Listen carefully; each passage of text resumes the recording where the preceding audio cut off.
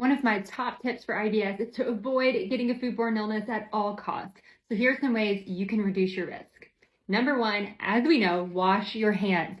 Do this before you prep any food and after you prep any raw poultry, fish, or meats.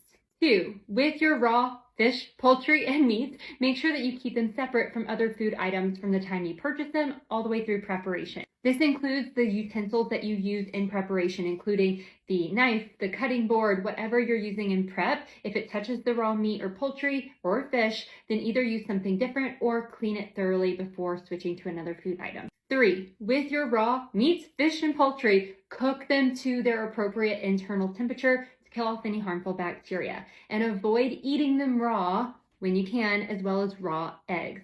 Now, there are some situations where you may eat undercooked eggs or raw fish in terms of sushi, so be careful with where you're getting it. Four, refrigerate or freeze any perishable foods within 2 hours of preparation. While there may be some wiggle room here, it's not worth the risk to leave things out. Put them away for leftovers later after you've served them. Five, make sure you wash your fruits and vegetables before you eat them, especially if you're going to eat them raw. You don't have to scrub them with a ton of soap or do anything too wild, but just make sure that you're cleaning them off as well as you can so that you're avoiding any contamination.